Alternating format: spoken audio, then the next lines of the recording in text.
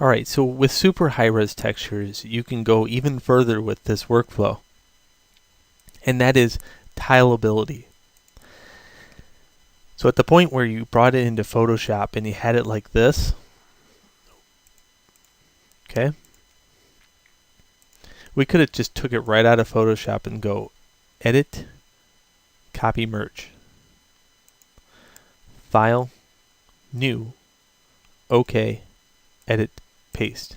This will bring it into a brand new document outside of the Mudbox one. And then I can go Filter, Other, Offset. If I offset this a few times, I can get this pattern that occurs in the very center of it. Okay, I want this to be exactly almost in the center, right here. Now, I love the clone stamp tool. Don't get me wrong, it's a nice tool. But let's hit cancel and I'll show you a better way. I'll duplicate this and then I'm going to do the filter, other, offset. Try to get that in the center best I can.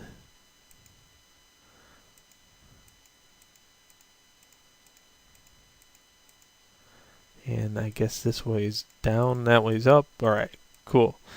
There we go, close enough. Now, this one's got this ugly seam in it that I have to get rid of. This one does not have the ugly seam. So, if I have the ugly seam on top and I use the eraser tool, I can go like this.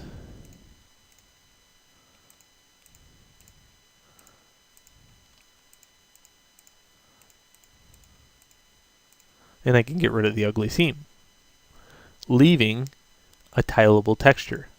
To try this out, I can just go Edit, Copy, Merge, Edit, Paste, and try to do the other offset.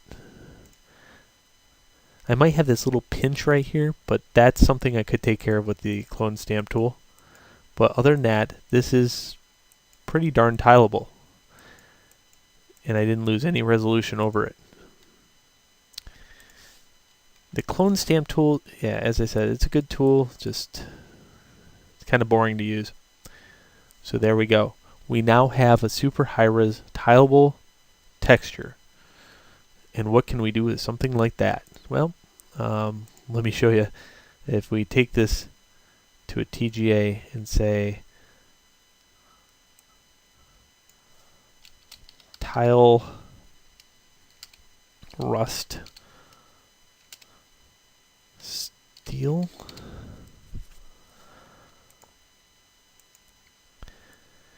then I go back into Maya, bring that in. So that is my tile rust steel. There we go. Click on that. Now in a game engine you can repeat things, okay? So you can repeat the same texture over and over onto a mesh, especially BSP. But on static meshes, not so much. It's still very useful though. Let's say I take this texture and I make a blend. It could be a Lambert, could be a blend, doesn't really matter. Middle mouse button, click and drag it over to color. And then I'll assign that to one of the meshes. I'll assign it to this one.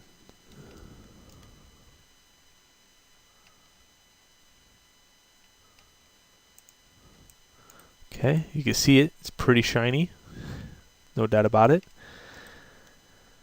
Alright, now watch what happens when I do the place 2D texture. Okay, so this is an attribute here. And if you were just to stay in Maya with some of these pieces, you can use the repeat UV attribute to go to 4, and that's the wrong one. Hold on, let's go edit, delete by type history.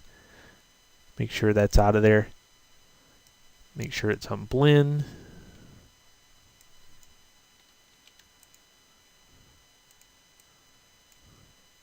So hold on, let's attach that back to color. And then attach this to yep, the object. And then on the texture right here,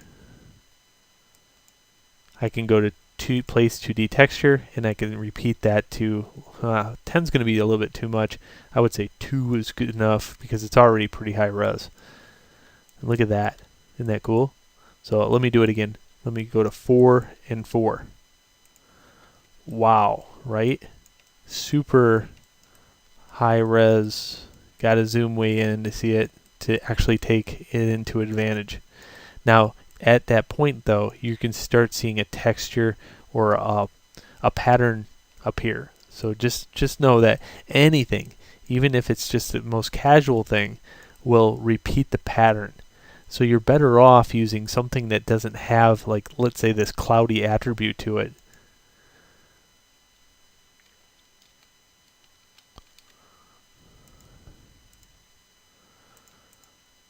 And we call those procedural textures.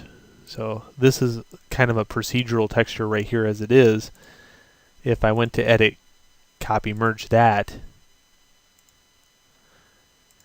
paste it, get rid of these,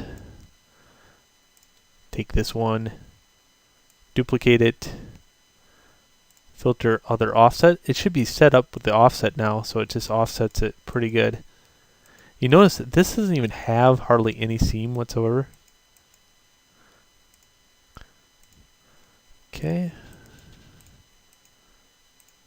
Take care of that. There we go. So now it's very procedural, and I can save it as a TGA.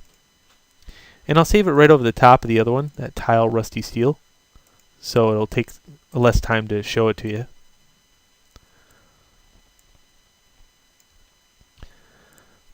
I can right click on this and say reload image, and there we go. So there's no really procedural or a pattern occurring. It's just all looks the same.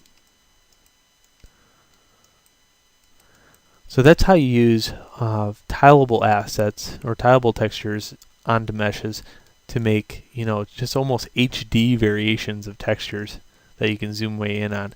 Again, this is only good in Maya though. You can't really use it inside a game engine, not without a few tricks. So we could burn this back to a texture if we wanted to, but yeah, that it seems illogical to be able to do that. But I wanted to show it to you anyway, so enjoy.